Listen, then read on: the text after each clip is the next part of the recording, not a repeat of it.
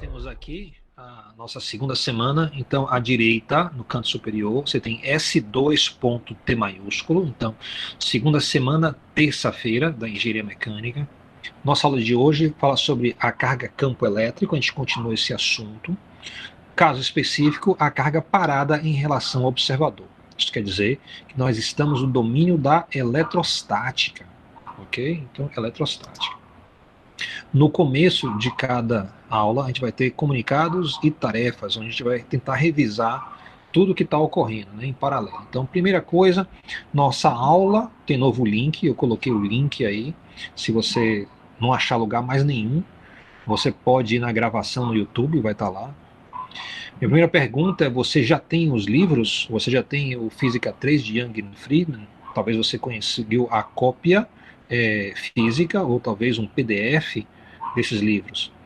Tá? Você deve ter esse PDF que circula entre os alunos, geralmente vem com Física 1, 2, 3 e 4, e ainda vem uma coleção de resolução de exercícios, então talvez valha a pena você procurar com os mais antigos da turma.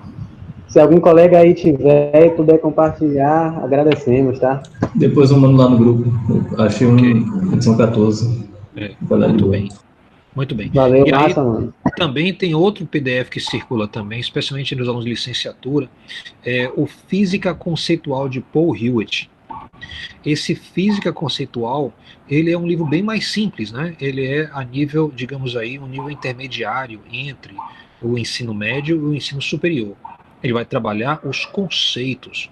Então é uma excelente leitura. Para quem é leitor, né, para quem gosta de ler, esse livro vai trazer explicações, analogias, vai enriquecer a sua experiência dentro da física. Então eu recomendo muito. A questão do PDF ter Física 1, 2, 3 e 4 também é importante, porque alguns alunos podem precisar revisitar a Física 1. Como eu falei para vocês, Física 1 é uma camada, a Física 2, a eletricidade e magnetismo, é uma camada por sobre, tá? Então, de fato, Física 1 é necessário, tá? Então, fazer uma revisão, buscar estudar em paralelo, sempre é bom. Outra coisa, semestre passado eu pedi a vocês que dessem uma lida no prefácio desses livros. Volto a insistir nisso. Esse semestre passado, isso quem teve Física 1 comigo, tá? A leitura do prefácio é muito rica, tanto do Young and Friedman como do Paul Hewitt. Porque é o seguinte, ele vai dar dicas de como estudar. Isso é muito precioso. Então, dá uma lida. A leitura que eu pedi que vocês fizessem para essa semana, né, a leitura do capítulo 21, sessões de 1 até 6, eletrostática. Sempre tiver YF em parêntese, então vai ser, vou estar falando do livro Young and Friedman, tá? Para não ficar repetindo toda hora. Eu acho que ou alguém entrou ou pediu permissão. Bora ver. Alguém entrou. Muito bem. Então, a sessão 7 não é necessária agora. Você pode dar uma lida, tá? Rápida, mas a gente não vai estar abrindo essas contas. Eu vou falar sobre os resultados, vou falar um pouquinho sobre isso, mas isso trata do dipolo elétrico, a situação de você tem um positivo e negativo como cargas pontes. Tá? Isso é mais simples ou melhor tratado quando a gente vai falando sobre potencial elétrico, que é mais à frente. Lembro que a leitura antecipada é sempre melhor. Então a ideia é que a gente leia primeiro, depois venha assistir a aula. Depois a gente pegue e revise o que a aula que a gente teve, revisar os apontamentos que foram feitos durante a aula e depois fazer exercício, né? Essa sequência tende a ser mais produtiva. Pessoal que eu vou quebrar o gelo do material assistindo a aula primeiro, para depois fazer exercício e logo antes da avaliação vou dar uma lida, tende a não render tanto, ok? Então fique atento, essa sequência é importante. Ensinato? Pode falar. Eu fiquei confusa, volte o slide anterior, por favor. Volto sim. Diga. Para essa aula de hoje, era para a gente ter lido o prefácio do livro Era isso? Eu estou recomendando que se leia o prefácio. Mas eu não recomendei isso. Eu passei uma mensagem, um e-mail para todo mundo pedindo e coloquei no mural também, que lesse o capítulo 21, sessões de 1 a 6. Né? Pode ser que não foi o seu caso, talvez você não recebeu a informação. Eu não recebi. Tá, eu vou postar isso de forma consolidada essa semana, então você vai ter o que tem que ser lido para quando, para o semestre todo. Então eu vou colocar online logo. E aí eu vou ficar lembrando isso nas minhas aulas. Esse capítulo 21 eu vou estar sinalizando pelas próximas, por essa semana e a semana seguinte. Então, nessas 2 semanas, tá, eu vou estar sinalizando a importância de ler o capítulo 21. Tá? Então, se você não leu para hoje, você com certeza pode ler para a semana que vem, viu? E é super válido.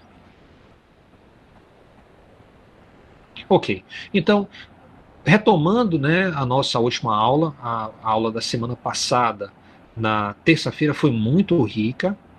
Né? Eu postei o vídeo no YouTube. Quem teve acesso? Quem assistiu? Bem, tá lá. Se vocês precisarem reassistir a aula, eu coloquei o link também no mural, tá? Então fique atento, vou fazer isso semanalmente, provavelmente mais rapidamente do que na semana passada, tá? Então provavelmente amanhã mesmo eu já estou postando essa aula. Muito bem, então só lembrando, as propriedades mais simples da carga campo elétrico vai ser as que primeiro foram examinadas, né? Então, à esquerda, eu tenho a figura do Maxwell, que a gente falou um pouco na semana passada, ele é o pai do eletromagnetismo, mas ele fez uma síntese do trabalho de muitas pessoas que vieram antes dele. Um dos mais antigos nesse caminho, nessa trilha do estudo das cargas elétricas, está à direita o Benjamin Franklin. O Benjamin Franklin também assinou a Constituição Americana. Então a gente está falando de 1760, mais ou menos, é quando ele vai fazer os trabalhos científicos dele. Ele estudou muito essa situação de repulsão e atração. É ele que vai chegar à ideia do positivo e do negativo. Eu tenho aí, no centro do slide, 2 cargas positivas, então é repulsão, 2 cargas negativas logo em seguida, repulsão, depois uma positiva e uma negativa em atração. Vamos contar um pouquinho da história desse positivo e negativo, onde é que isso aqui vem. Lembre que o puxão ou empurrão que ele está falando aí é de origem elétrica, né, se deve às cargas, e é um exemplo de ação à distância, muito como Newton discutia lá a gravitação universal. Newton ficou encucado com a gravitação universal porque não precisava uma coisa bater na outra para puxar ou empurrar, isso podia ser feito de longe, então a gravitação faz isso. Benjamin Franklin também ficou muito encucado com a questão do positivo e negativo poder ocorrer, a atração e repulsão, de longe, sem que houvesse o toque.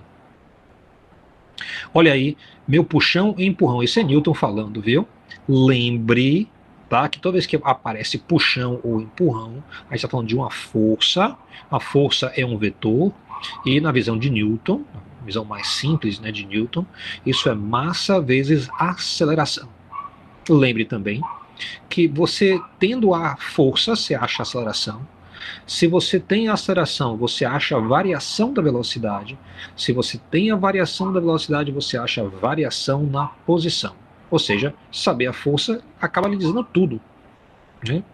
Observe também os pares de ação e reação. As 2 cargas positivas de cima, né, cada uma tem uma força. Ou seja, quando uma empurra, a outra simultaneamente é empurrada com a força igual e contrária. Esses são justamente os pares de reação e reação da terceira lei de Newton. Isso acontece, né, em todas as situações, não existe exceção. Até a gravitacional é dessa forma. Ou seja, você tem um peso que representa o puxão que a Terra tem sobre o seu corpo, mas você também está puxando a Terra para cima. Só que a Terra é muito maior, acaba ganhando, né? Puxa você, né, para baixo de uma forma mais significativa do que você puxa a Terra para cima.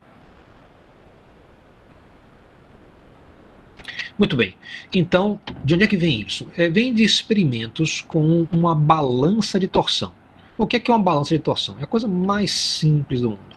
Você pega, bota um fio do teto, por exemplo, e você pendura alguma coisa horizontalmente. Se você fizer isso, você vai descobrir que esse objeto é muito sensível. Qualquer pessoa que abra a porta vai fazer um movimento de ar, e esse movimento de ar vai fazer a sua barrinha girar. Né? Então é muito sensível. Ele fez uma balança de torção com uma barra de borracha. E ele fez, através de um atrito, né, com um pano, uma flanela, né, na ponta, ele induziu uma carga nessa ponta. Ou seja, ele esfregou a borracha e descobriu que ali apareciam uma característica diferente da borracha. Ele também atritou um pedaço de vidro, um bastão de vidro, e chegando próximo um ao outro, constatou que existia uma atração da borracha pelo vidro, né, das pontas que estão atritadas. E descobriu que se você tem duas barras de borracha e você aproxima ela, você tem uma repulsão. Então, você poderia pensar assim, que ele chamaria essa carga de, por exemplo, carga de vidro, a outra carga de borracha. Tá? Só que ele fez experimentos com materiais diferentes, por exemplo, com âmbar e com outros materiais, que você também consegue induzir essas cargas. Então ele percebeu que isso não era do vidro nem da borracha especificamente. Então isso seria uma característica que você pode fazer através do processo de atrito. Então ele chamou uma dessas de forma muito aleatória, quase como se ele pegasse uma moeda, jogasse para cima e falou: olha, isso que aparece no vidro quando eu esfrego com a flanela, eu vou chamar de positivo. Isso que aparece na borracha quando eu esfrego com um pano, vou chamar de negativo. E aí, de forma muito aleatória, ficou batizado positivo de positivo, negativo de negativo. Tá? Então isso foi uma escolha de Benjamin Franklin. Bem, ao fazer isso, ele está dizendo que existe alguma coisa que pode estar em qualquer material. Então ele chamou isso de uma carga. Nós usamos o símbolo Q1 e Q2, por exemplo, para essas cargas. E o símbolo Q, né, que representa a carga, vai ter unidade dentro do SI de Coulomb, tá? Então, a quantidade de Coulomb, tá, é o que a gente chama de intensidade da carga, representada pelo símbolo Q. Aí você pode ter, por exemplo, aí Q1 igual a 1 microcoulomb, Q2 igual a 1,5 microcoulombs. Micro é um prefixo do SI e quer dizer 10 a menos 6. Eu coloquei micro aí de uma forma muito propositada para chamar a atenção, tá, que a unidade de Coulomb é imensa no SI. Sendo muito grande, as quantias de carga que você vai encontrar no dia a dia são muito pequenas. Então, micro, nano vai ser mais ou menos a potência, né, dos prefixos que a gente vai estar utilizando. Então, micro é 10 a menos 6, nano é 10 a menos 9. Vai ser nessa faixa, né, que nós vamos encontrar as cargas dos nossos exercícios, por exemplo. É o tipo de carga que aparece quando você está em uma sala com ar-condicionado muito forte e você esfrega algum objeto, então você arrasta os pés no chão de borracha. Isso acontece muito no laboratório, e você adquire uma carga, e quando você vai tocar um objeto, você solta uma faísca. Okay? Então, quem mora em Salvador não conhece muito essas faíscas que acontecem naturalmente devido ao atrito, mas quem mora em Brasília conhece muito bem, tá? Porque lá o clima é mais seco, aqui o clima é mais úmido, é mais difícil de você botar, esfregar algum objeto, induzir uma carga e que essa carga permaneça ali por um tempo suficiente para você perceber que ela está ali, ou para aparecerem faíscas, por exemplo. Então, quando você tem uma sala com ar-condicionado bem forte, isso era muito legal do nosso laboratório lá em Simões Filho, porque o ar-condicionado é muito grande, muito forte, né? Então eu ligava ele à tarde e deixava ele funcionar até à noite, então a gente fazia essas brincadeiras lá de faíscas com muita facilidade.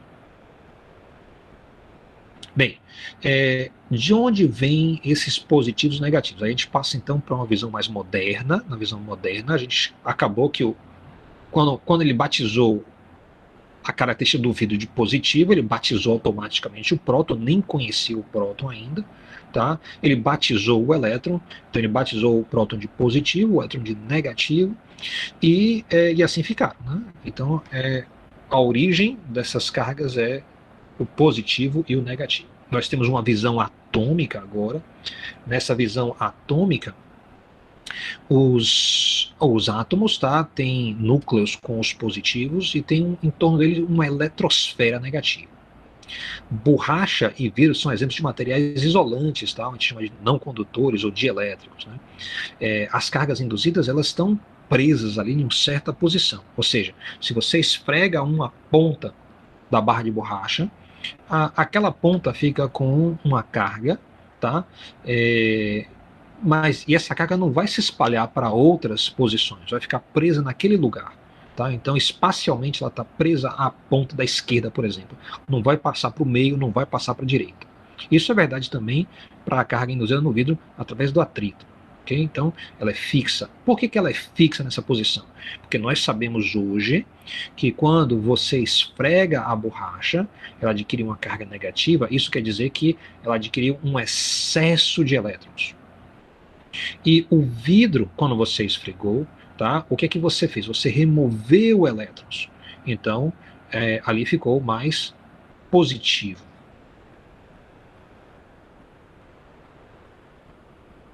O negativo da borracha é excesso de elétrons. O positivo do vidro é escassez de elétrons. A gente não vai falar muito em elétrons e prótons no nosso curso. Acontece que a eletrostática, toda a parte da eletricidade e magnetismo que a gente estuda, uma vez a gente estabelece a convenção de que existem cargas positivas e negativas, a gente não precisa mais falar de se tem excesso de elétrons ou tem falta de elétrons. Isso aí fica desnecessário. Você vê que tudo funciona direitinho.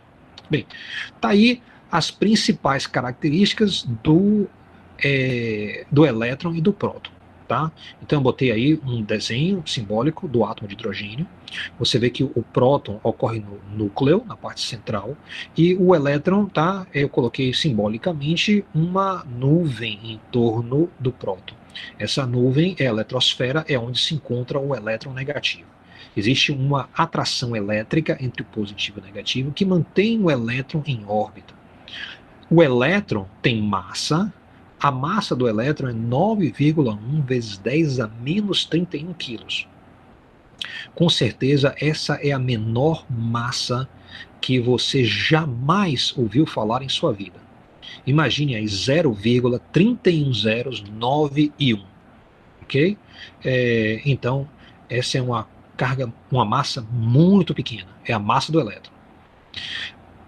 Isso quer dizer o seguinte, que quando você tem um vidro e você atrita, e você tem aí o positivo, isso quer dizer que você removeu elétrons. Quer dizer que, tecnicamente, a massa da barra de vidro diminuiu. Só que isso é totalmente imperceptível, que é 9,1 vezes 10 a menos 31 quilos. Por mais que você remova elétrons, você não vai perceber uma mudança na massa.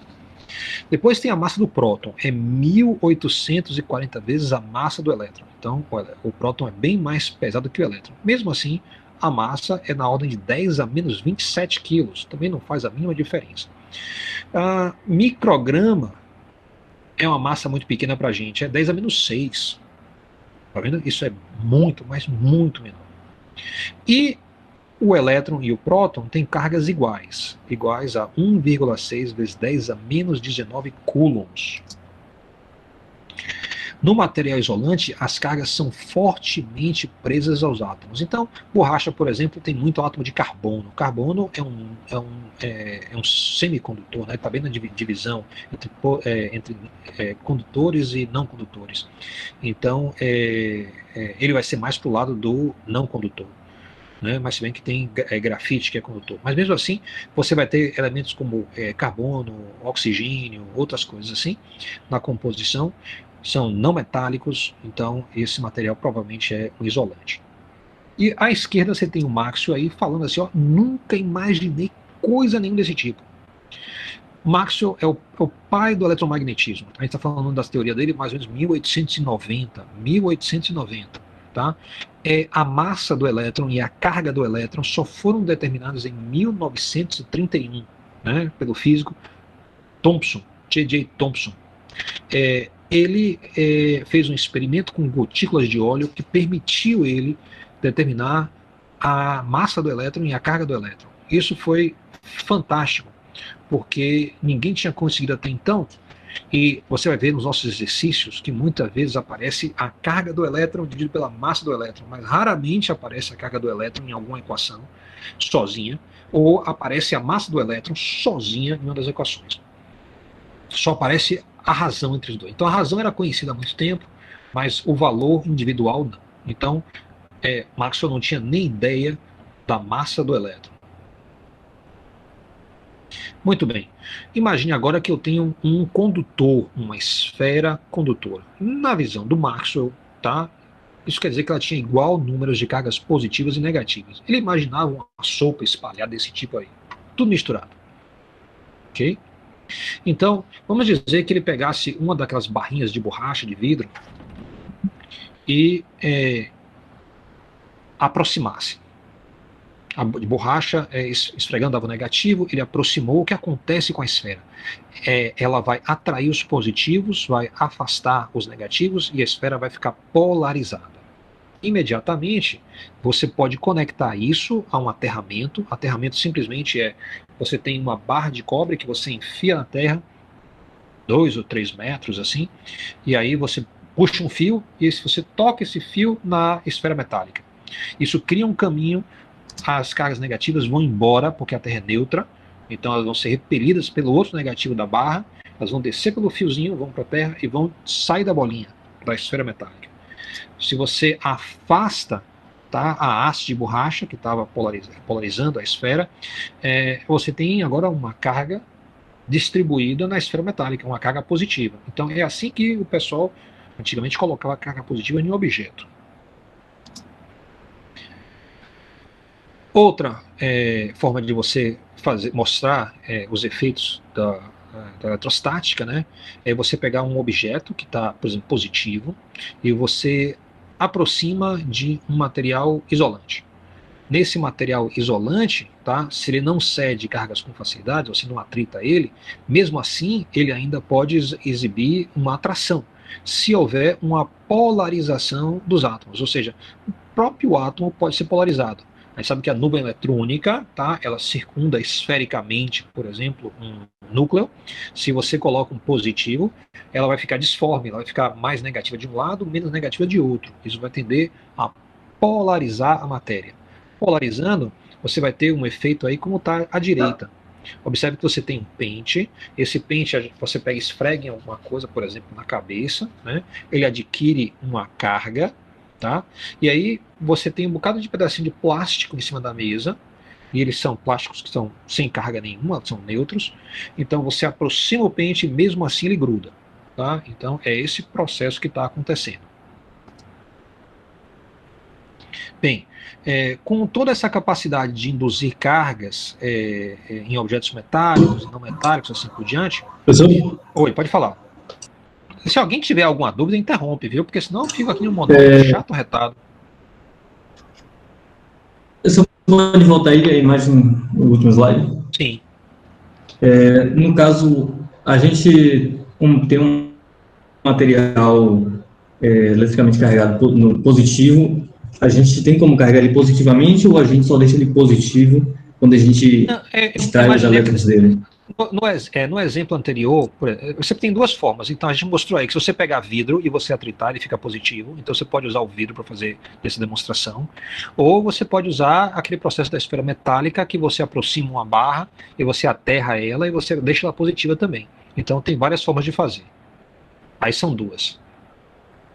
Ok? Hoje em dia o que a gente faz? A gente pega o terminal de uma bateria e conecta o objeto, terminal positivo, e induz uma carga positiva dessa forma. Muito bem.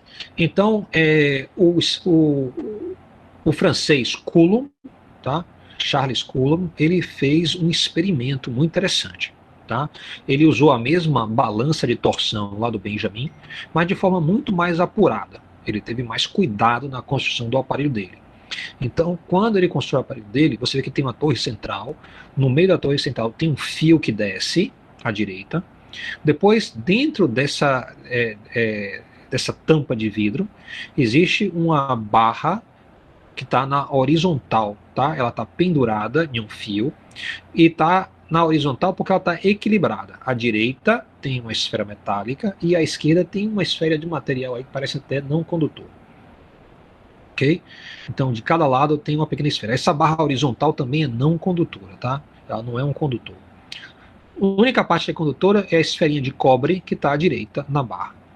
Tem uma segunda esfera pendurada da parte de cima da tampa de vidro. E ela tem um conector, tá? Nesse conector você pode usar isso para induzir uma carga positiva, usando aquele processo que eu mostrei na estante. Então ela pode ficar positiva. Se essa esfera fixa fica positiva, você pode pegar a segunda esfera que está na balança de torção, você pode aproximar e fazê-la tocar. Quando uma toca na outra, a carga, uma estava neutra, a outra estava positiva. Então, se ela tem uma carga Q, vai ficar metade de Q de um lado, metade de Q de um outro. Então, se tem 1 microcoulomb, fica meio microcoulomb de um lado, meio microcoulomb da outra esfera. Dado que as esferas têm o mesmo tamanho. E você dá para ver pela fotografia aí que tinha o mesmo desenho, o mesmo tamanho. Diga. Você pode repetir de novo só esse experimento que eu me confundi com essas bolinhas? Tá. Então, eu vou usar o diagrama aqui da esquerda. Tá vendo que tem um diagrama na esquerda? Note que tem um fio vertical, tá? Aí tem uma barrinha horizontal. Ela não está na horizontal porque ela está mostrando uma perspectiva aí, tá? Tem uma certa. Mas ela tá, imagina a horizontal, então a bolinha da esquerda está mais à frente, a bolinha da direita está mais atrás. Então, elas estão equilibradas porque tem a mesma massa de cada lado, ok?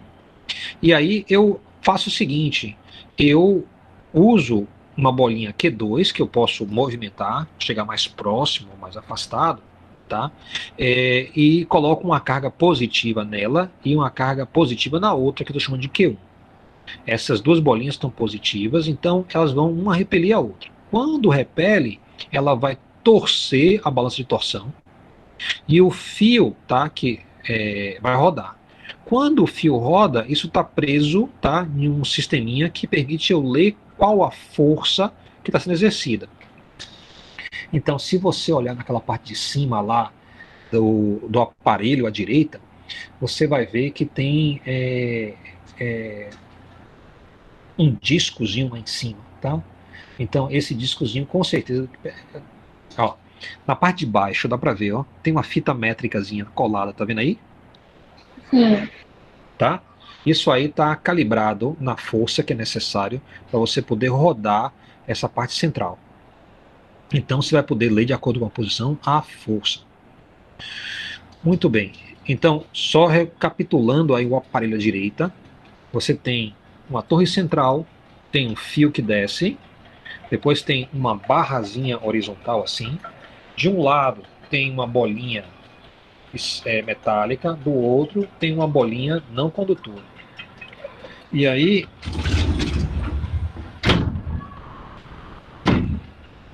repare só, você tem essa balancinha assim, tá, equilibrada com as duas massinhas, você coloca uma carga na de cá, e você tem outra carga parada aqui. Vai haver então, se a resolução é positiva, uma repulsão. Então isso aqui vai tender a rodar dessa forma assim. Rodando, como isso aqui é preso no fio, que resiste à torção, você vai poder dizer qual é a força. Então você consegue medir a força, você consegue medir a carga, você consegue medir a distância. Isso tudo pode ser feito com esse aparelho. Fazendo gráficos, né? Então o Coulomb chegou à seguinte expressão que está aí na tela. Ele falou: a força de Coulomb é proporcional ao produto das cargas e é inversamente proporcional ao quadrado da distância. Ok? Então, além disso, né, então você pode até escrever isso assim, ó, a força entre duas cargas elétricas é proporcional ao produto das cargas e é inversamente proporcional ao quadrado da distância entre os centros de carga. Observe no diagrama à esquerda que quando eu tenho R, tá, eu estou medindo R a partir do centro das bolinhas. Por exemplo, quando eu falo da distância entre a Terra e a Lua, tá, na física, a gente não está falando da superfície da Terra até a superfície da Lua. A gente está falando do centro de massa da Terra até o centro de massa da Lua. O mesmo é verdade quando a gente fala sobre a distância entre duas cargas. É a partir do centro da carga.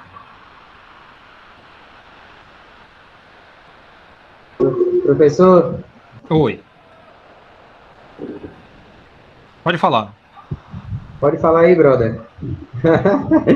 Então eu vou falar. Diga. Pode falar. Alguém botou alguma coisa no chat, é? Diga. Aquele símbolo que parece um alfa significa... Um peixinho, parece um peixinho. É verdade, um alfa. É o É o que proporcional. Ah, entendi. Ele significa especificamente proporcional. Então, quais foram as façanhas de Coulomb? Primeiro, descobrir a forma geral dessa equação. E segundo, permitiu a ele substituir o proporcional por igual e uma constante. Toda vez que você tem uma proporcionalidade, você pode substituir o proporcional por igual e uma constante. A constante aí na equação que aparece é o K. É a constante da eletrostática, ou constante elétrica. Tá? À direita, eu especifiquei melhor, eu botei um K com um Ezinho pequeno. Isso quer dizer que é a constante, tá, da parte elétrica, da eletrostática, né, tá falando sobre isso. Então, muitas vezes, as pessoas não botam esse Ezinho. Tá? Acontece que vai ter mais adiante outro K lá, que é o K do magnetismo, ele vai ser KB. Tá? Então, você vai encontrar no livro somente o K, tá? Mas você pode botar um Ezinho se quiser, para lembrar que ele é da parte elétrica. Então, o valor da constante K é 9 vezes 10 a nona newton vezes metro por coulomb ao quadrado. Esse número é muito grande. Observem.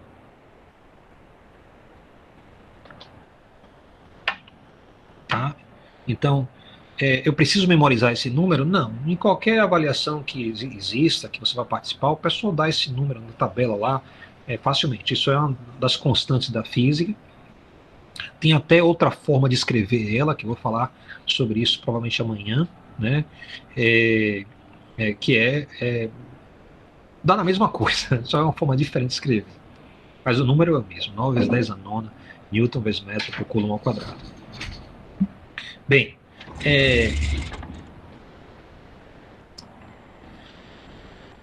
100 anos depois de Coulomb, tá? Um experimento muito parecido foi realizado por um senhor chamado Cavendish. Lembra na aula da última semana que eu falei sobre a gravitação universal de Newton? Newton percebeu a forma da equação, né, da gravitação universal, que seria o produto das massas sobre a distância ao quadrado. Nós estamos falando de gravitação agora, não tem nada a ver com a parte elétrica. Tá? Em 1690, ele criou essa equação. Não é fácil determinar a constante G. Ele não sabia qual era o valor de G. Esse valor de G ficou sem ser determinado por 150 anos. Só foi determinado quando esse cara, Cavendish, Lord Cavendish, decidiu pegar esse experimento de Coulomb e modificar ele. Ele fez esse mesmo aparelho, mais grande, né, do tamanho tal que a haste central tivesse 2 metros de comprimento. E ao invés de botar uma bolinha não condutora de um lado e uma bolinha de cobre do outro, ele pendurou 2 bolas de canhão. E no lugar dessa bolinha estacionária aí que desce, né, dessa hastezinha, ele botou uma outra bola de canhão. E ele mostrou que, mesmo não havendo carga, só tendo a massa, havia uma torção. Então ele conseguiu determinar o valor da constante da gravitação universal. A constante é igual a 6,67 vezes 10 a menos 11 newton vezes metro sobre quilograma ao quadrado. Então, essa equação é da gravitação universal. Isso é interessante porque vai permitir a gente fazer uma comparação entre a força elétrica e a força gravitacional. Então, compare força elétrica e gravitacional. Exemplo número 1. Determine a razão entre as forças elétrica e gravitacional no caso do elétron e do próton para o átomo de hidrogênio. Então você tem o átomo de hidrogênio à esquerda aí, tem o elétron e você tem o próton. Você sabe a massa do elétron, você sabe a massa do próton e você sabe a carga. Então eu quero que vocês calculem, né, a razão entre a força de Coulomb e a força da gravitação universal e me digam quanto é. Tente fazer. Você vai precisar das expressões, tá, da força de Coulomb e da força gravitacional que eu coloquei aí no slide.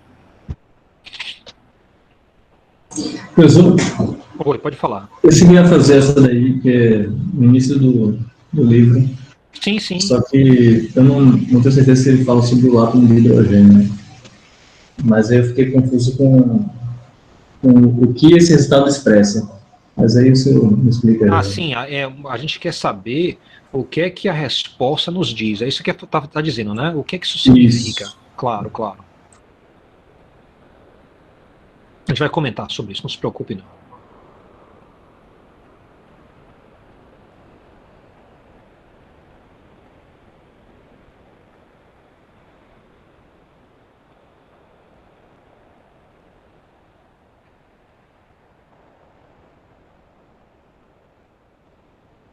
Alguém tem alguma resposta? Calma aí, calma aí. Vou pegar uma água aqui, tá? Volto já.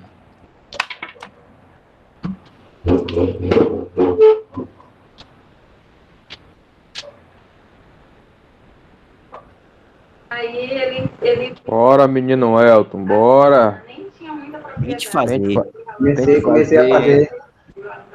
Faz aí, diz a resposta aí pra nós. Conhecimento mesmo, de propriedade.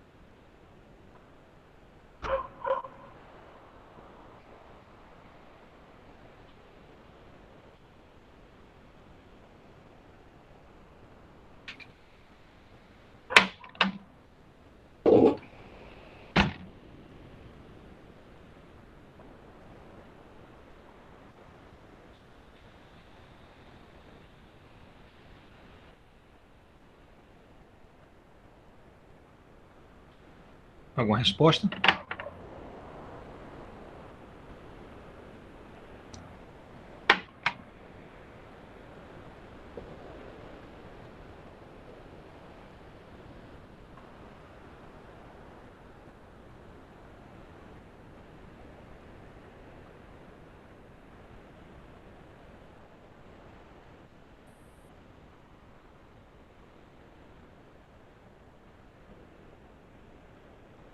Ok, a gente já tem a resposta aqui, 3,1 vezes 10 a 35, tá? Vocês estão vendo que dá um trabalho ficar olhando o chat olha depois da aula. Professor, esse daí é sobre o átomo de hélio. Sim. Mas não mesmo. Ok, tem diferença. É a parte do livro, essa, entendi, isso. Entendi. Ok, então, repare só. Você está fazendo essa razão aí que eu coloquei, tá? F de C, que é K, Q1, Q2 sobre R ao quadrado, e F de G, que é G maiúsculo, M1, M2 sobre R ao quadrado. Uma coisa que você vai perceber é que o R ao quadrado corta, tá vendo? Você corta, e ele some.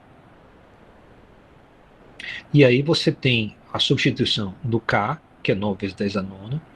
Q1 e Q2 são iguais, que é a carga, o P e o E, né? Então Q1 é P, Q2 é E, que vão ser 1,6 vezes 10 a 19, então vai ser esse valor ao quadrado. E na parte de baixo, M1 e M2 vai ser a massa do elétron e a massa do próton. Substituindo isso, você vai ter o seguinte: você faz a razão, você substitui as expressões com PE, ME, MP, o R ao quadrado você corta, tá? E aí você fica simplesmente com E vezes E ao quadrado, dividido por 1840 vezes G maiúsculo, sobre a massa do elétron ao quadrado. Substituindo os valores, né? Então K é 9 vezes 10 a nona, 1840 na parte de baixo, vezes 6 vezes 7 vezes 10 a menos 11. E a massa do elétron está à direita, tá? Eu botei ela ali porque eu falei para vocês que aparece muito a carga sobre a massa, né? Então, aqui à direita, você vai ver em parênteses, entre parênteses grandes, 1,6 vezes 10 a menos 19, dividido por 9,1 vezes 10 a menos 31, e tudo isso ao quadrado. Se você fizer essa conta, vai dar por volta de 2,3 vezes 10 a 39. Então, qual é a grande lição aqui? É tipo assim, com certeza, esse é, sem sombra de dúvida, um dos maiores números que você já viu na sua vida.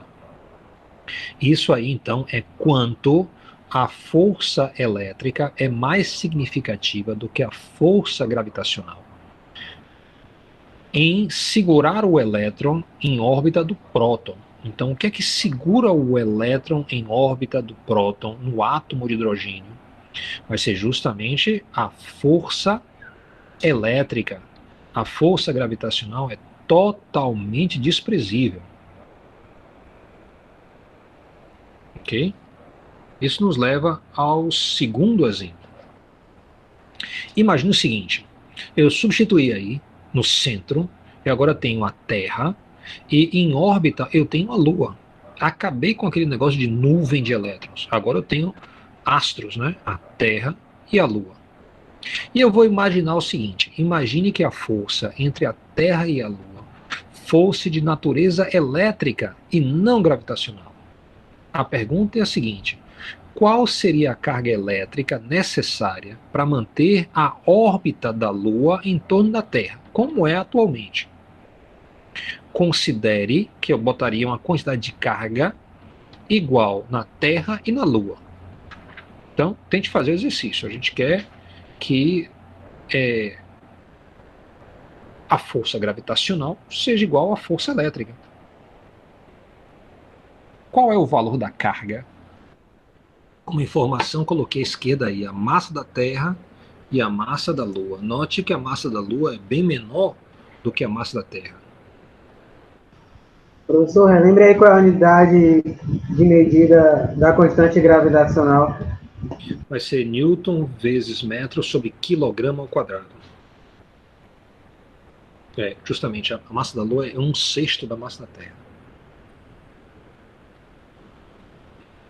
Tanto que dizem que tanto que é verdade, né, que a Lua não gira em torno da Terra, né? A Terra e a Lua giram em torno de um ponto comum. Então, o que você quer é que a força gravitacional, pelo menos em módulo, seja igual à força de Coulomb, que é a força elétrica entre duas cargas. Se isso é verdade, você vai ter G, massa da Terra, massa da Lua, sobre a distância entre a Terra e a Lua ao quadrado. Isso vai ser igual àquele K elétrico, vezes a carga que você colocar na Lua, que a gente falou que vai ter que ser igual à carga que está na Terra. Então, dividido pela distância ao quadrado. Então, pela equação, né, você talvez precisasse da distância entre a Terra e a Lua, mas você não precisa, porque você vê que a distância corta igualzinho. Então, do lado esquerdo, se eu substituir QL e QT simplesmente pela carga, você vai ter a carga ao quadrado, vai ter que ser igual a G, a massa da Terra, vezes a massa da Lua, dividido, né, pelo valor de K. Substituindo, você vai colocar 6,1 67 vezes 10 elevado a menos 11. Isso vai ser Newton vezes metro sobre quilograma ao quadrado. E eu vou ter a massa da Terra e da Lua, que vai ser... a massa da Terra foi, se eu não me engano, é 6, né? 6 vezes 10 a 24. Então eu tenho... Vou faltar espaço aqui. 6.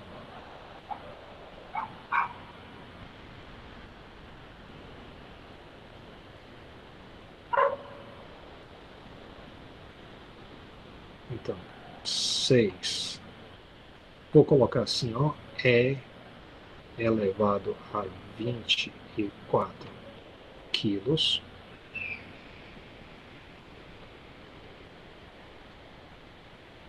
multiplicado, vai caber aonde aqui? Vou botar assim, ó, em parêntese, vezes, vou botar aqui embaixo mesmo, a outra quantia é 7,4 vezes 10 a 24, 7,4 é elevado a 24 também quilos. Vou ter que fazer a ponta do meu lápis depois. Tá muito boa, não. Muito bem. Dividido pelo valor de K, então aqui embaixo, 9 é a nona, e eu vou ter Coulomb, né? Vai ser Newton vezes metro, Coulomb ao quadrado. Deixa eu dar uma melhorar isso aqui.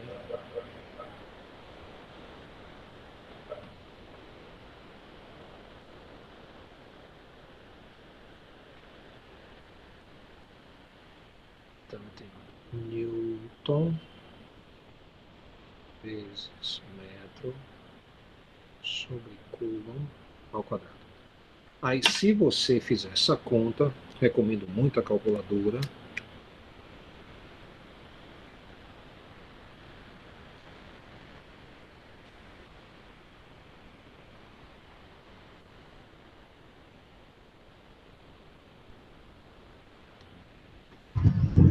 Um 1,7 vezes 10 a 27. Tem uma correção aqui é 22, ó. Vou fazer aqui. Não sei se vocês perceberam. Vem aqui, ó. É 22. E aí, quando você fala o seu resultado, já está levando em conta que aqui é 22? Sim. Que deu quanto? Deixa eu ganhar tempo aqui, vai, diga aí. Eu não tenho certeza não, professor. Eu sei, mas vamos arriscar. Assim que é bom. Diga aí. 1,7 aproximadamente, vezes 10 a 27. Então, vezes 10 elevado a 27. 1,7, meu professor. Eu estou melhorando aqui. É a ponta do lápis. Depois eu vou fazer. Depois da aula eu vou fazer. Deixa eu confirmar aqui. Eu tenho 3,29 vezes 10 a 27. Aí tem uma discrepânciazinha de alguma coisa. Mas tirou o quadrado? Não, ainda vou. Esse aqui é o quadrado, né? Agora eu vou tirar a raiz. Tirar a raiz. Aí quando eu tiro a raiz disso, eu vou ter 5,7 a menos 13. Então o valor aqui de Q vai dar 5,73 vezes 10 a 13 coulombs. Agora compare, ó. Vamos comparar aqui, dê uma olhada. Então, quanta carga eu precisaria ter na Terra e também na Lua para eu ter uma força equivalente à força gravitacional? Então a gente falou que a carga ia ter que ter na ordem de 10 elevado a 13, ó. 10 elevado a 13, tá vendo? Compare com quanta É isso massa mesmo, eu professor, é preciso. isso mesmo. Compare aqui, ó, com quanta massa eu preciso. Tá vendo aqui? A massa que eu preciso para ter a força gravitacional é na ordem de 10 a 22 e 10 a 24.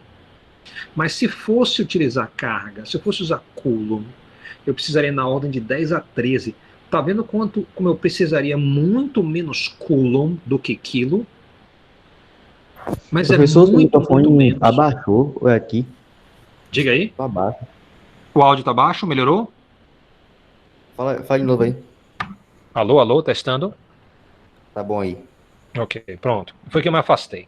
Então, compare aí, ó. Em termos da carga, se eu tivesse carga na Terra e na Lua, eu precisaria de uma carga na ordem de 10 elevado a 13 coulombs em cada um. Em massa, eu tenho 6 vezes 10 a 24 e 7,4 vezes 10 a 22, ou seja, na ordem de 22 a 24 quilos. Você vê que eu preciso de muito mais quilos do que eu precisaria de coulombs, para você ter ideia como coulomb é uma unidade muito grande, tá? Então, vamos voltar aqui para a apresentação. E a gente pode perguntar justamente o que foi perguntado na estante, que é o seguinte: quais lições você pode tirar desses dois exemplos que a gente fez até aqui? Quem diz aí? O que é que a gente pode tirar disso? E olha que é muita coisa.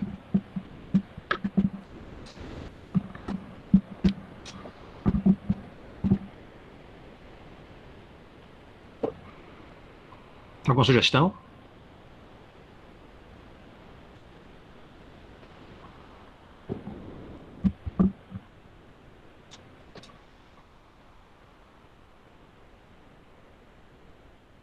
Professor, deixa eu ver se eu entendi, então. Esse valor que a gente achou agora é um valor que consiste em fazer com que os planetas fiquem em órbita, né? No caso, esses... Para manter essa atração que... Imagine que a atração entre a Terra e a Lua não fosse gravitacional. Que eu quisesse fazer a mesma atração, mas só usando uma força de origem elétrica, uma força de Coulomb. Né? Então é um problema de imaginação. Você está imaginando que você trocou uma força pela outra para ver a consequência. Então você percebe logo que uma das consequências é que a quantidade de Coulomb que eu preciso para manter a Lua em órbita da Terra é muito, muito menor do que a quantidade de quilos que eu precisaria para manter a Lua em torno da Terra. Então, você pode concluir as seguintes coisas, vê se faz sentido. Bora dar uma olhada. A força elétrica é muito mais forte que a força gravitacional, pois ela organiza os átomos e, por tabela, toda a matéria. Ou seja, no primeiro exemplo, a gente mostrou, tá, que a força elétrica entre o próton e o elétron é muito, muito importante e que a força gravitacional é desprezível. Então a gente percebe desse primeiro exemplo que toda a matéria que é feita de átomos, tá, deve a sua existência em termos justamente a força elétrica, que ela organiza os átomos. No segundo item, eu tenho a força elétrica é de curto alcance. Por que ela é de curto alcance? No segundo exemplo, a gente falou que a gente teria que juntar uma carga da ordem de 10 elevado a 13 coulombs. Bem, aqui na Terra, quando você tem uma pequena diferença de carga entre uma região e outra, que não chega a essa ordem de 10 elevado a 13 coulombs de jeito nenhum, um raio aparece. Um raio é uma centelha que vai equilibrar os positivos e negativos. Ou seja, toda vez que você juntar carga em um lugar, vai ser a custas de deixar a carga oposta longe. As duas vão se atrair, vão querer uma ficar em cima da outra.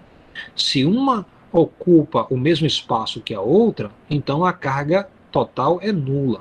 Então você pode dizer o seguinte: a força elétrica é de curto alcance, pois em média, tá, o número de cargas positivas e cargas negativas é igual. Ou seja, de longe a matéria é toda neutra. A força gravitacional, por outro lado, é de longo alcance, pois só existe a carga positiva, né? Toda a massa é positiva, não existe massa negativa. E a massa positiva, uma atrai a outra. Nunca vai acontecer que você juntou uma massa positiva com a negativa que anulou o efeito. Toda massa gera um puxão gravitacional, uma força gravitacional em torno dela, né?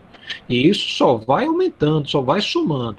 O resultado disso é que a Terra e a Lua não são mantidos em órbita por uma força elétrica. A Lua é mantida em órbita em torno da Terra por uma força gravitacional. Deve-se às massas. Tá? Então você percebe que pouca carga faz muito efeito. Alguma pergunta?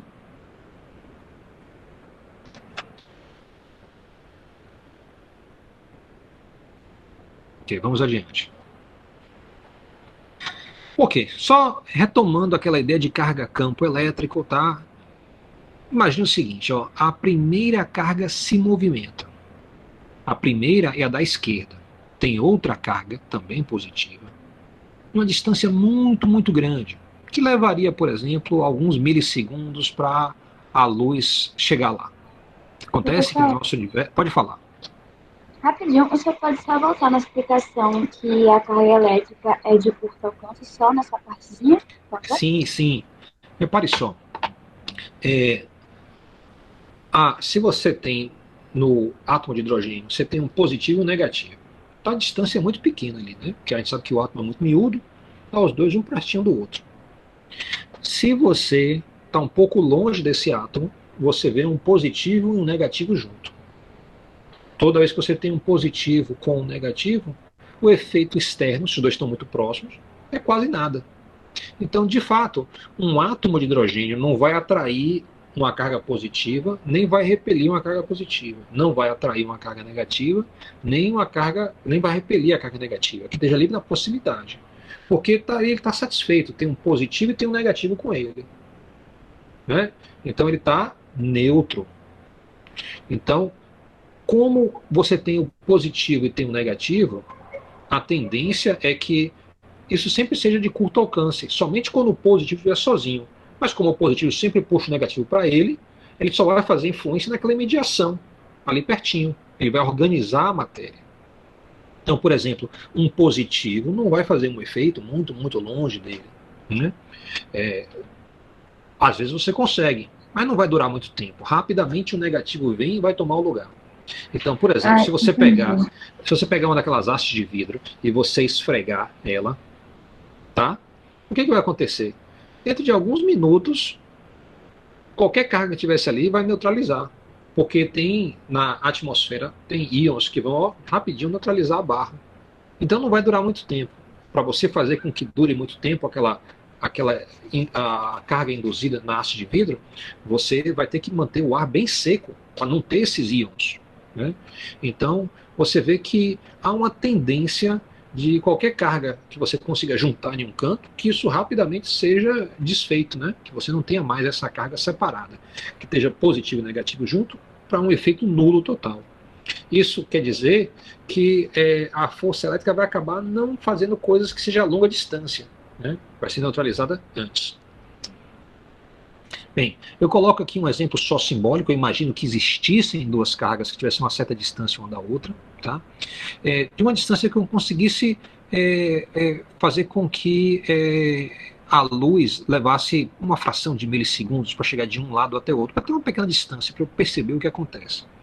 Se eu movimento a primeira carga, eu vou perceber o seguinte: vai demorar um pouco para o vetor de repulsão se reorientar. Dê uma olhada, ó. Eu tenho aqui carga positiva e outra carga positiva. Eu estou agora ignorando que uma repele a outra. Eu estou concentrando na que está mais longe. Ela está sentindo uma força de repulsão, está sendo empurrada para mais longe. Só vou concentrar nisso. O outro vetor eu não desenhei. Aí eu peguei a carga aqui, ó, dei uma movimentada nela. Você vai ver que alguns segundos depois, a repulsão muda. Tá? Isso é para lembrar o seguinte: quando eu movimento uma carga, eu estou movimentando essa carga junto com o campo dela. É esse campo que vai levar toda a informação. Olha, mudou tudo, até chegar na outra carga. Quando chegar na outra carga, fala, mudou tudo. Agora o vetor é para cá.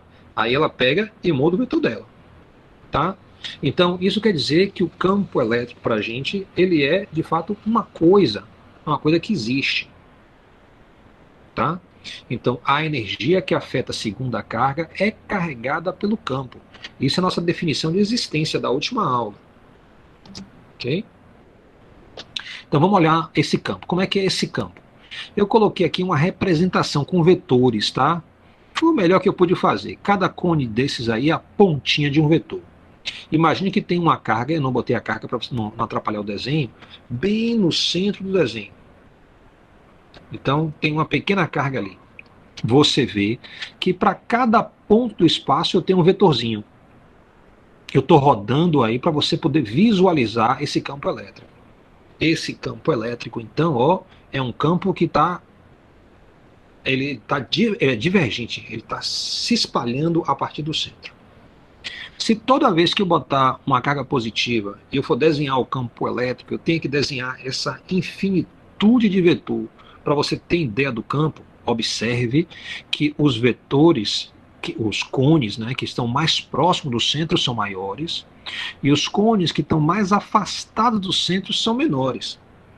É isso que mostra aquela força ali, ó, que a força cai com o quadrado da distância, né? Então ela vai ficando cada vez menor conforme eu me afasto a partir da origem dos eixos, que é onde está a minha carga positiva. Tá? Então essa é a minha representação vetorial. Olha como ela fica difícil de entender. Observe também como o campo elétrico... Pode falar. Minha internet deu uma oscilada. Isso seria as linhas de força? Olha, repare só, eu estou voltando um pouquinho atrás. A gente já sabe que o campo elétrico é de natureza vetorial. Então eu fiz um diagrama onde eu desenhei os vetores. Com isso, eu quero ilustrar como o lado positivo e negativo de usar as linhas de campo. As linhas de campo é uma coisa que dá para entender muito melhor do que esse diagramazinho aí que eu coloquei com os vetores, ó. Dê uma olhada. Espera aí. Tá vendo? Dá para entender como é que o campo é, dá para entender que ele é tridimensional, dá para entender que os cones mais próximos são maiores, os cones mais longe são menores, né? Mas mesmo assim fica muito complicado. Agora, você entendeu que ele é tridimensional. Sim, sim. Cada ponto do espaço possui um vetor associado. Então, se é campo elétrico, eu tenho uma carga elétrica bem no centro ali, vai ter um vetor em cada ponto do espaço. Ou seja, a quantidade de vetor que eu desenhei aí é uma quantidade ínfima em relação a cada ponto do espaço tem um vetor. Não dá tempo, nem fica bonito, nem dá para entender se eu desenhar todos. Você vai ver uma confusão imensa de vetores. Então a gente desenha poucos. Cada um desses vetores tem módulo, dado pela equação, vai ser dado por uma equação, a gente vai ver depois. Vai ter direção e sentido. Isso é o campo elétrico. Até agora a gente viu força de Coulomb. A gente vai chegar em agora como é que é o campo. Isso aqui, o ente matemático que você está enxergando aí, é o que a gente chama de campo vetorial. É um campo vetorial porque você vai ter uma única expressão que descreve, né, como é que é o vetor em cada ponto do espaço. vai chegar lá. Muito bem. É mais fácil eu usar as linhas de campo elétrico. Tá? Olha aí as linhas. Não fica mais simples o desenho? Olhe somente na carga Q maiúsculo, né? Ignore a outra por enquanto, ela não é importante. Eu tenho uma carga Q maiúsculo. Ela tem um campo elétrico em torno dela. São essas setinhas aí. Claro que essas setinhas têm a mesma direção e sentido dos vetores da página anterior. Tá? Eu posso falar o seguinte, ó. As linhas de campo, tá, representam a carga campo elétrico. Toda vez que eu tiver uma carga, campo elétrico, eu vou usar linhas para você entender o campo. Elas divergem a partir do positivo, então elas vão se espalhar a partir do positivo. Se eu tivesse um negativo, elas iam em direção ao negativo, então convergem para o negativo. Se a carga está bem longe, então entende-se que foi para o infinito. Então, ó, a gente falou que carga positiva anda junto com o negativo, né? Mas se eu conseguir afastar o negativo para bem longe, o campo vai ficar como está aí. Disse que essas linhas aí que estão procurando o negativo que está bem longe, elas estão indo em direção ao infinito, né? Mas a gente sabe que é porque o nosso negativo está bem longe, né? E elas estão procurando ele. Então a gente vai mostrar como é que isso é verdade. Se eu quero testar esse campo, eu posso colocar uma segunda carga à direita. Tá vendo aquele Q0 pequeno? Eu vou botar uma carga teste. Tá? Então, se eu boto uma carga teste dentro deste campo, ela vai sentir uma repulsão, uma força, é a força de Coulomb. Note que essa força, ela é tangente à linha de campo, porque a carga Q maiúsculo, que é a carga central, a positiva, tá? Só tem uma única carga, as linhas estão todas retas, então tangente quer dizer que está em cima da linha de campo. Eu botei uma linha de campo a mais em cinza claro, para mostrar a vocês que em todo lugar do espaço existe uma linha de campo. Eu desenhei para representar o campo elétrico da carga Q maiúsculo somente 1, 2, 3, 4, 5, 6, 7, 8 linhas, não foi? 1, 2, 3, 4, 5, 6, 7, 8 linhas. Eu poderia ter desenhado mais. Então, para cada ponto do espaço, existe uma linha de campo que passa por ele. Acontece que a gente faz uma escala, de acordo com a quantidade de coulombs que a gente tem, a gente escolhe. Então, para cada 1 microcoulomb eu vou ter 8 linhas. Se eu tiver 2, eu vou ter 16 linhas. Isso quer dizer que o número de linhas, então, vai estar associado à quantidade de coulombs que eu tenho. Bem, note, então, que a gente tem a seguinte sequência. Eu tenho uma carga Q maiúsculo, que gera um campo elétrico. Eu vou usar o símbolo de E com um Q maiúsculo, que é o campo dessa carga. Dentro deste campo, eu botei uma carga Q0. É uma carga teste. Essa carga Q0 sofre uma força. Como é que eu calculo essa força? Essa força é calculada como sendo o produto da carga teste pelo campo elétrico dentro do qual ela se encontra. E ela se encontra dentro do campo da carga Q maiúsculo. Então, a gente tem a seguinte expressão para calcular a força devido a que está atuando sobre a carga Q0. Lembre que, como no exemplo anterior, eu vou concentrar no vetor de força sobre a carga Q0. Claro que existe um outro vetor de força, que é o par de ação e reação. Eu não estou dando importância a ele agora. Muito bem. Onde linhas de campo se cruzam é porque existe uma carga. Essa é uma interpretação um pouco diferente. Se você esquecer as setas e você encarar a linha como sendo contínua de um lado a outro da carga, são linhas retas, eu tenho, na verdade, não 8 linhas, mas somente 4 linhas de campo. E elas se cruzam. Se você vê em algum desenho linhas de campo se cruzando, você vai dizer, isso só pode ocorrer dentro de uma carga. Então, nesse ponto, eu vou colocar uma carga. Tá? Então, se você encontrar um desenho onde tem linhas de campo que estão se cruzando, você pode ter certeza, naquele ponto onde se cruzam, existe alguma carga elétrica que não foi desenhada.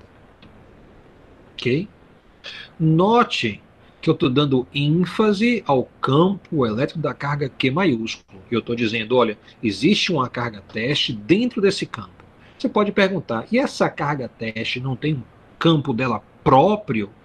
Tem, mas ele não é importante para o cálculo da força. Aí você pergunta, por que que o campo próprio da carga não é importante no cálculo da força? Eu vou dizer uma coisa muito simples para você. Faça esse experimento. Você está aí na sua cadeira. Digamos que tem uma lâmpada queimada, tá? Um abajur lá no teto. E você não alcança. Então, você quer chegar até o teto. Pegue aí a alça da cadeira e puxe para cima. E vê se você consegue chegar até o teto para trocar o lâmpada.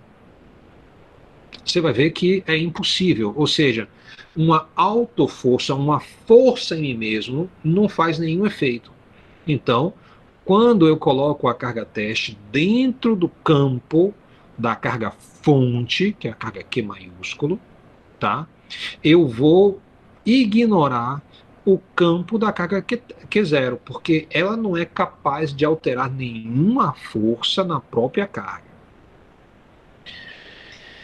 Continuando, a quantidade de linhas de campo desenhadas por quantidade de carga obedece uma escala, tá? Então, você vai ter uma certa escala estabelecida, como eu falei. 1 microcoulomb vai ser um total de 4 linhas, ou eu vou botar 8 linhas, ou botar 16 linhas. Isso quer dizer o seguinte, ó, que onde eu tiver mais linhas por metro cúbico, isso quer dizer que o campo ali é mais intenso. Observe que as linhas existem no espaço 3D, igual aos vetores. Nesse desenho aí, a carga Q maiúsculo, que eu vou chamar de carga fonte, tá?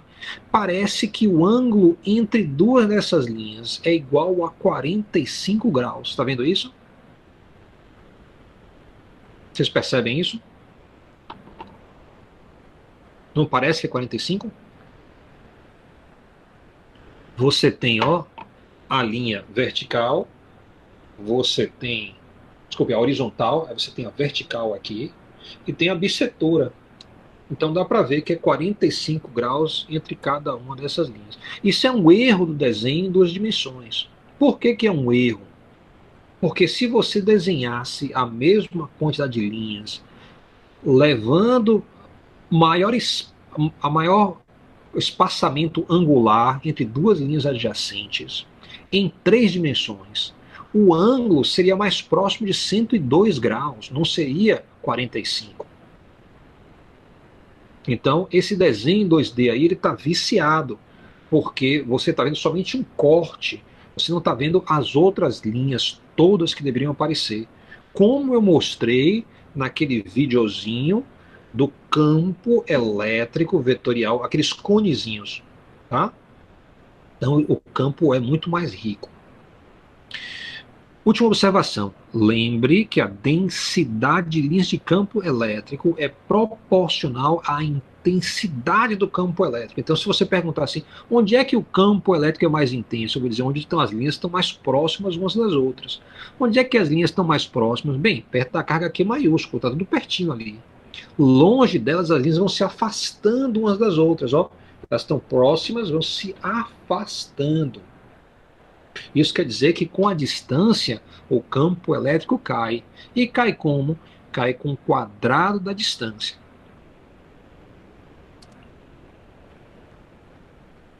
Aí você vai perguntar, sim, e não era eletrostática? Por que estava movimentando carga na estante? Eu fiz aquele exemplo só para mostrar que o campo elétrico é real, existe.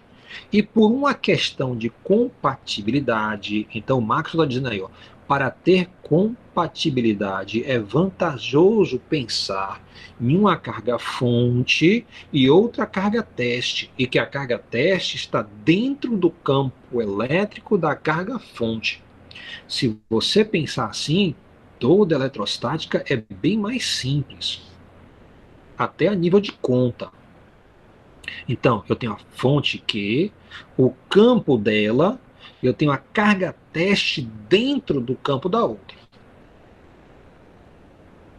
Aí você vai ter a força. Eu calculo a força como sendo o produto de Q0 pelo campo da carga-fonte. Por que a gente está se dando o trabalho de mostrar tudo isso? Pelo seguinte, agora a gente vai ter o campo de uma única carga.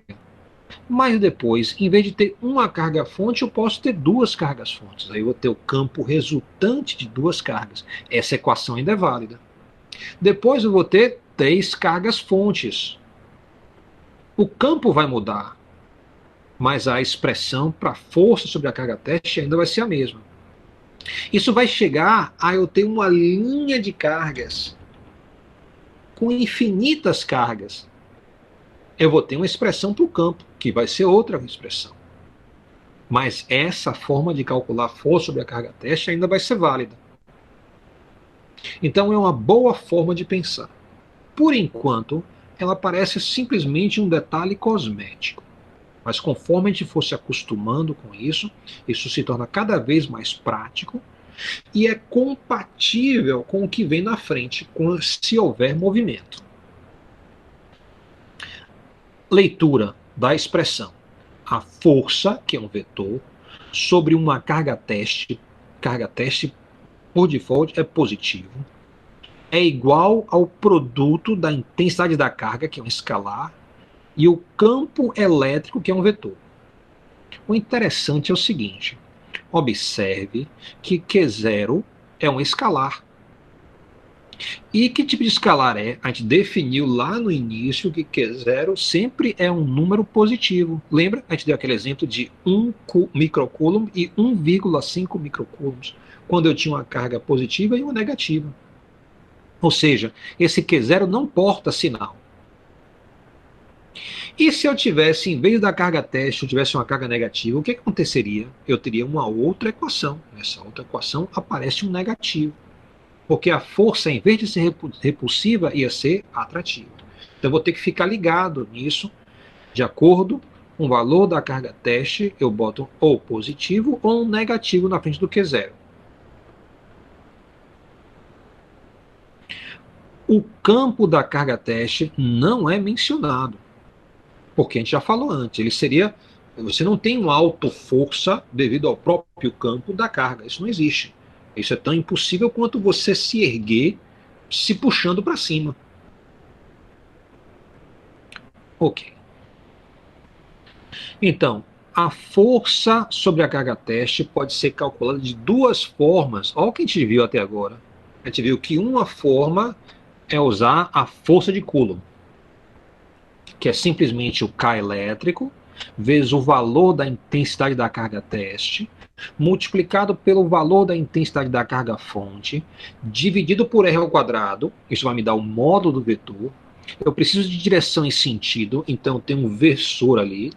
Esse versor a gente vai falar mais sobre isso na próxima aula, tá? E eu também posso calcular de outra forma que a gente acabou de ver. Eu posso calcular a força como sendo o produto da carga teste pelo vetor do campo elétrico naquela posição. Se eu comparo essas duas expressões, eu vejo que o campo elétrico de uma única carga-fonte, que a gente vai chamar de campo de Coulomb, é K vezes Q maiúsculo sobre R ao quadrado, multiplicado por esse versor que a gente vai falar mais tarde. Esse campo é essencial, ele é fundamental, porque ele é o mais básico, é o campo de uma única carga. Agora, existem outros. Tem o campo de duas cargas, de três cargas, cada um vai ter uma expressão matemática diferente. E vocês provavelmente vão ficar surpresos, né? Quem não teve uma eletricidade e magnetismo forte no terceiro ano, pode até ficar surpreso que esses campos não vão depender do inverso do quadrado da distância. Às vezes vai depender do inverso do cubo da distância, às vezes vai depender do inverso da distância, às vezes não vai nem diminuir, vai se manter constante. Isso vai depender do arranjo de cargas-fontes que você vai ter. Observe que a primeira equação é a força de Coulomb determinada experimentalmente entre duas cargas pontiformes, Q0 e Q, cujos centros de cargas distam em R. Já a segunda equação, né, força de natureza elétrica sobre qualquer carga dentro de um campo elétrico de origem externa. Note que a segunda equação é muito mais geral que a primeira. A primeira só vale para a situação onde eu tenho duas cargas, uma teste e outra fonte. A segunda vale para uma infinitude de situações, onde eu tenho uma carga teste e uma ou duas ou várias, ou até infinitas cargas fontes. A gente vai fazer esse tipo de conta, pasmem. Bem, já são 9h30, tá? Eu vou deixar esse exercício, como eu falei, a gente vai ter na terça-feira mais teoria, menos exercício, e amanhã dedicado a resolver exercícios. Então eu vou deixar esse exercício aqui como proposta, tá? Para amanhã. Quem quiser fotografar a tela, alguma coisa assim para guardar, para tentar fazer o exercício, para trazer amanhã resolvido. Ok? Certo. Esse slide vai ser disponibilizado. Vou colocar o vídeo. Aí você pode pegar e passa logo para o final do vídeo no YouTube e pode localizar lá. Mas melhor se você tirar uma foto da tela, né? Porque eu posso demorar um pouquinho. O que acontece é quando o vídeo fica pronto, muitas vezes o som não fica na qualidade que eu quero. E eu sou chato com isso. Então eu vou pegar o vídeo, vou olhar, vou baixar, vou melhorar ele e vou colocar à disposição no YouTube. Tá? Mas ele deve estar na parte da turma. Se alguém quiser ir na parte da turma lá e olhar, deve estar lá. Se tudo correr bem, eu usei esse novo espaço de sala virtual justamente para resolver esse problema de onde é que está o vídeo. Vamos ver se funciona. Tá bom, minha gente? Vou dar uma parada por aqui. Eu vou pausar a gravação, tá?